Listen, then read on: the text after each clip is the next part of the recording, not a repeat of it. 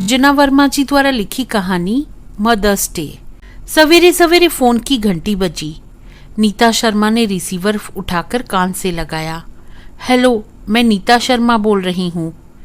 Hello मम्मा, happy mother's day. उधर से उनकी बेटी अमिता की चहकती हुई आवाज़ सुनाई पड़ी। थैंक यू बेटा। बोलो कैसी हो, मुन्ना कैसा है? नीता शर्मा ने खुश होकर जवाब दिया। फिर नीता शर्मा के लंबे वार्तालाप की शुरुआत हो गई, जिसे अभी कम से कम 15-20 मिनटों तक तो चलना ही था। आज मदर्स डे पर बेटी की ओर से उनके मातृत्व के लिए उन्हें हार्दिक बधाई मिली थी, जिससे उनका मन गदगद हो उठा था। उन्हें लगा था दुनिया की सबसे खुशनसीब माँ वही है। बातें करते हुए खुशनसीबी का एहसास उनके शब्द शब्द से झर रहा था। उनकी बेटी नई नई माँ बनी थी। फोन पर उस नन्हे सदस्य की बातें ही अधिक हुई। बातचीत जब खत्म हो गई तो रिसीवर रखकर नीता शर्मा सोफे पर बैठी बैठी बड़ी देर तक तरह तरह की बातें याद कर सुखी होती रहीं। अभी 3 महीने पहले अमिता को बेटा हुआ था। खबर मिलते ही नीता शर्मा अपने पति के साथ विमान से दिल्ली पहुंच गई थी। नर्सिंग होम में प्यारे से नवासे को देखकर शर्मा दंपति हर्षित हो गए थे। घर आने पर सबकी ममता का केंद्र वह नवजात सबसे महत्वपूर्ण सदस्य सिद्ध हो रहा था। घड़ी के संकेत पर उसके सारे काम असीम वात्सल्य के साथ से निपटाए जाते थे। अमिता और उसके पति प्रवीर के लिए जीवन का यह नया अंकुर एक खिलौना बन गया था। दोनों हर समय उसी की चिंता में लगे रहते थे। प्रवीर बच्चे के पास अपना दिल छोड़कर दफ्तर जाता और दफ्तर से भी दिन में 2 बार फोन करके उसके बारे में पूछता। जब तक वह घर में होता बच्चे की देखरेख में सहायता करता, लेकिन कभी कभी रात में वह नन्हा बच्चा इतना रोने लगता कि दोनों उसे सुलाने की कोशिश करते बेहाल हो जाते। तब अमिता बच्चे को ले लेती और प्रवीर को सोने देती। बच्चे को गोद में लिए किस तरह अधमुंदी पलकों से सोते जागते रात बीत जाती, पता भी न चलता। उस समय नीता शर्मा उनके जागरण में हिस्सा नहीं बटा पाती। सुख सुविधा में पला हुआ उनका शरीर बच्चे को सुख देने के लिए थोड़ा सा भी दुख उठाने को तैयार नहीं होता था। अब इस बच्चे वाले घर का माहौल उन्हें काम से भरा दिखाई देने लगा था, इसलिए हफ्ते भर के भीतर ही वह उब गई। उन्हें लगता कि सारे काम की जिम्मेवारी उन्हीं पर है। इसलिए बच्चे की छठी समारोह के बाद शर्मा दंपति चले गए। नौकरी पेशा होने के कारण भी इससे अधिक समय दे पाना नीता शर्मा के लिए संभव नहीं था। वह अमिता से 2 बार कह चुकी थी कि एक नौकरानी के बिना काम चलने वाला नहीं है। नीता शर्मा की दिनचर्या में फुर्सत के क्षण बहुत कम थे। दफ्तर से आने के बाद वह बिस्तर पर लेट जाती और कुछ अंग्रेजी पत्रिकाएं उलटने पुलटने लगती। उनकी सोसाइटी में अक्सर पार्टियां होती रहती थी, जिनमें शरीक होना भी जरूरी होता था।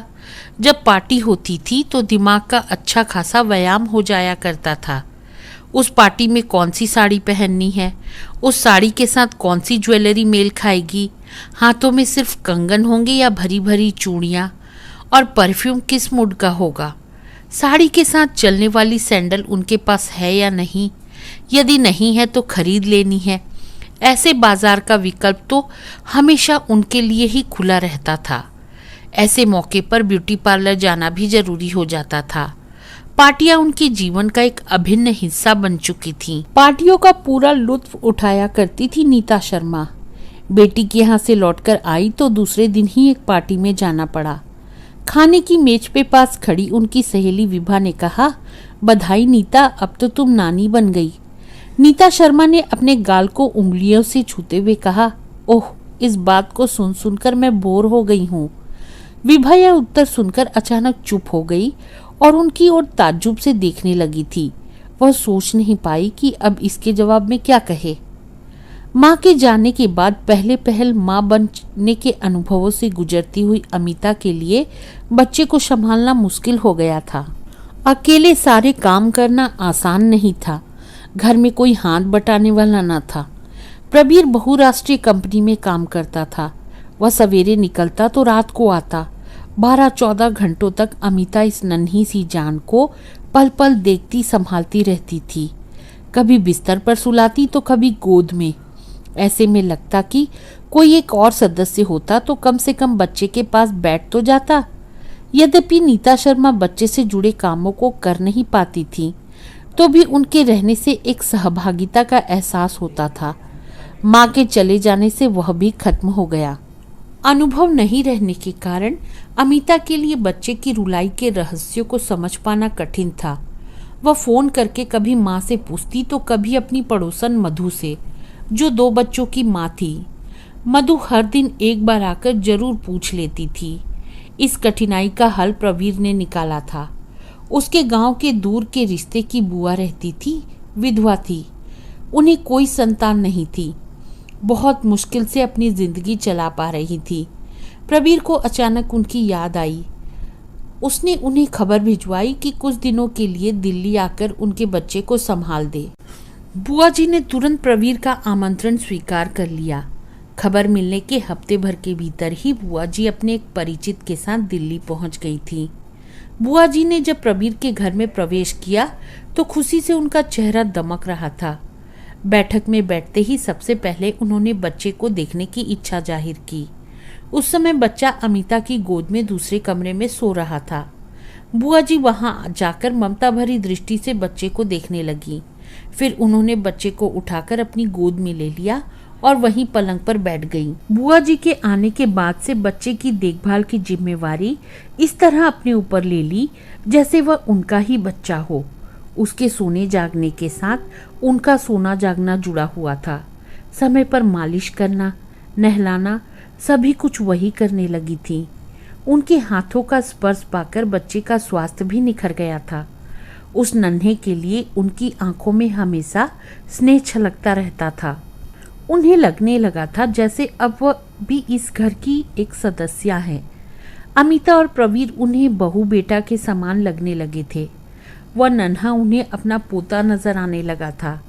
उसकी मालिश करते समय वह अपने पैरों को पसार कर उसे अपने पैरों पर लिटा देती और फिर इत्मीनान से हाथ पैरों में तेल लगा लगा कर मलने लगती। बीच बीच में ठुड्डी छूकर कहती, यह मेरा कृष्ण कन्हैया है, बहुत शैतान है मेरा कृष्ण कन्हैया। और भी न जाने क्या क्या उस अनबोलते के साथ बोलती रहती। कभी न खर्च हो पाए अपने मातृत्व को वह जितना ही लुटा रही थी वह उतना ही बढ़ता चला जा रहा था। गोद में लेकर जब हल्की हल्की थपकी देने लगती तो उनकी लोरी का पिटारा खुल जाता। वे गाने लगती, आवरे खदन चिरैया पपरा पको। उनका गीत सुनते ही नन्हा मीठी नींद का दामन थाम लेता था। बच्चे को उनकी गोद की आदत लग चुकी थी। कितना भी रोता रहे उनकी गोद में जाकर चुप हो जाता था। उसके रोने की सबसे आरामदेह जगह वही थी। अमिता को यह देखकर कभी कभी कुढ़न भी हो जाती कि उसके बच्चे के लिए उसकी गोद से अधिक प्यारी कोई और गोद क्यों होगी। बुआ जी हर समय अपने कृष्ण कन्हैया को ही थामे रखना चाहती थी। कभी कभी उसे प्यार भरी नजरों से देखती हुई अमिता से कहती, बहू इसका नाम रखना कृष्ण मोहन या राजेंद्र बाबू। यह कहते हुए उनकी आवाज में आश्वास का स्वर भी मिला होता था, जैसे उन्हें लगता था कि अमिता उनका सुझाया हुआ नाम जरूर रख लेगी। ऐसा परंपरागत नाम सुनकर अमिता के मन में गुदगुदी होने लगती और वह मुंह छिपाकर हंस लेती।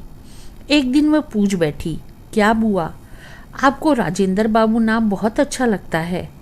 बुआ उसकी हंसी पकड़ नहीं पाई। वे बच्चे को सुला रही थी। गंभीर होकर बच्चे को कंधे पर थपकी देते हुए बोली, हाँ बहुत, कितना अच्छा लगेगा जब यह सयाना हो जाएगा और लोग इसे बुलाएंगे राजेंद्र बाबू। अमिता फिर मुंह छुपाकर मुस्कुराई थी। ऐसा कहने से थोड़ी देर के लिए उसका मनोरंजन हो जाता, पर बुआ जी इसे समझ नहीं पाती कि अब ऐसे पुरातन पंथी नाम कौन रखता है। यह कहते कहते उनकी आंखें एक सपने में खो गई थीं। उस सपने में जिसे देखने का अधिकार उन्हें नहीं था, पर सपनों के लिए कोई अधिकार क्षेत्र नहीं होता, तभी तो सभी सपने देखने लगते हैं। अब इनको दुख मिले या सुख, बुआ जी को उस छोटे से परिवार में रहते हुए किस तरह 3 महीने बीत गए पता भी नहीं चला। घर में रसोई बनाने से पोतड़े धोने तक का काम समय से हो जाता था। अब अमिता भी बच्चे की देखभाल करना जान गई थी। प्रसवकालीन कमजोरी भी दूर हो चुकी थी। आज मदर्स डे था। आज बुआ जी अपने गांव वापस जा रही थी। एक पुराना घिसा हुआ ब्रीफकेस और एक झोला तो लेकर आई थी और 2-4 साड़ियाँ। उन्हें समेटने और रखने में कितना समय लगता। एक साड़ी बाहर डोरी पर फैली हुई रह गई थी जिसे उतारकर वह तह कर रही थी तो प्रवीर आया। आते ही उसने पूछा, बुआ जी आपने अपना सारा सामान रख लिया है ना? कहीं कुछ छूट तो नहीं रहा है? बुआ जी ने निष्प्रभ भाव से कहा, नहीं, और छूट भी जाएगा तो क्या होगा। उनकी आवाज़ में उदासी घुली हुई थी। तैयार होकर बुआ जी ने बच्चे को गोद में उठा लिया और कहा, जाने के पहले कृष्ण कन्हैया को खिला लूं। अब पता नहीं इससे कब भेंट होगी। मुझे यह याद रखेगा भी। उसे गोद में लेकर बुआ जी उसे प्यार से देखती रही। ना जाने क्या सोचती रही। फिर आंखों से गिर गई बूंदों को आंचल से पोंछते हुए उन्होंने बच्चे को वापस अमिता की गोद में दे दिया। अमिता ने बुआ जी के चेहरे को देखा। सुंदर गोरा चेहरा, काले सफ़ेद खिचड़ी बाल, पर आज उनका चेहरा सुबह से बेहद गंभीर और उदास दिखाई दे रहा था। वह मुस्कुराहट जो हमेशा होठों पर खिली रहती थी गायब थी। अमिता को इस क्षण बुआ जी के लिए बहुत दुख लग रहा था। शब्दों में वह नहीं कह सकती थी, लेकिन उसकी अंतरात्मा कह रही थी, आप मुन्ने के लिए रात रात भर जागती रहीं, जबकि मैं सोती रही, यह जानते हुए भी कि मुन्ने को छोड़कर आपको वापस जाना होगा। आप उस पर अपनी ममता उड़ेलती रहीं। बुआ जी आपका कर्ज मैं चुका नहीं पाऊंगी। अमिता ने भी अपनी आंखें पोंछ ली। मन खुले टेप की तरह बजता रहा। बुआ जी भी बहुत कुछ कहना चाहती थी अमिता से। देखो, मुन्ने पर ध्यान देना। बच्चे के पेट में दर्द हो तो अजवाइन से सेक देना। कुछ कड़ी चीज मत खाना, नहीं तो मुन्ने का पेट ऐंठेगा। अंग्रेजी दवाइयाँ मत खिलाना। ध्यान रखना। अब फिर मुझे कब बुलाओगी? लेकिन कुछ कह न पाई। प्रवीर ने जल्दी से उनका सामान उठाकर कार में रख दिया था। बुआ जी बाहर चली। उनके पैर नहीं उठ रहे थे। लगा जैसे किसी डोरी से बंधी हुई है। वह किसी तरह अपने को खींचती हुई बाहर निकली और कार में बैठ गई। अमिता भी उन्हें विदा देने के लिए बाहर निकल आई थी। कार स्टेशन की ओर बढ़ चली। रेल स्टेशन पर लगी हुई थी। बुआ जी घबराई हुई प्लेटफार्म की भीड़ में प्रवीर के पीछे पीछे चप्पल घिसटती चल रही थी। प्रवीर ने जब सहायता देकर उन्हें डिब्बे के भीतर बर्थ पर बिठा दिया तो वे कुछ आश्वस्त हुईं और आंचल से अपना मुंह पोंछने लगी। जल्दी चलते चलते हाँफ गई थी। प्रवीर ने 1 दर्जन केले खरीदकर उनके झोले में डाल दिए। 100 के कुछ नोट उनके हाथों में पकड़ाते हुए कहा, यह रख लीजिए। बुआ जी के चेहरे पर संकोच और असमंजस के भाव उभरे और मिट गए। उन्होंने पैसे रख लिए। प्रवीर वहीं बर्थ पर बैठ गया। अभी रेल खुलने में कुछ समय बाकी था। बुआ जी को विदा देने की सारी रस्में पूरी हो गई थी। कहीं कोई कसर नहीं रह गई थी। अमिता ने सफ़र में खाने के लिए पूड़ियाँ भी बनाकर उनके झोले में रख दी थी। प्रवीर ने कलाई उठाकर घड़ी देखी। गाड़ी खुलने का समय हो चुका था। वह उठ खड़ा हुआ। उसने उनके पैर छू लिए और कहा, अच्छा, अपना ख्याल रखिएगा। यह कहते हुए वह तेजी से नीचे उतर गया। रेल खिसकने लगी थी। बुआ जी ने बर्थ के नीचे झांककर देखा। उनका पुराना ब्रीफकेस रखा हुआ था। बगल की खूंटी से उनका कंधे से लटकने वाला सूती थैला भी झूल रहा था। उनका सामान उनके साथ था, लेकिन उन्हें लग रहा था कि उनका कुछ अमिता के घर में ही छूट गया। उनकी कोई जमा पूंजी रह गई थी शायद। कभी एक कौड़ी तो उनके पास रही नहीं। फिर क्या छूट गया था कि कुछ खो देने के गहरे एहसास की पीड़ा उनके कलेजे में समा गई थी। वे बेचैन हो गई थी और आंखों में भर आए आंसुओं को आंचल से पोंछने लगी थी। रेल की रफ्तार तेज होने लगी थी। सड़क पगडंडियां, झरबेरी के झाड़, कटीले बबूल, टीन टप्पर पन्नियों की बनी झुग्गियां पीछे भागती चली जा रही थी। तो दोस्तों, मुझे उम्मीद है आज की यह कहानी आपको पसंद आई होगी। अब मिलती हूँ अगली कहानी के साथ, तब तक के लिए अलविदा।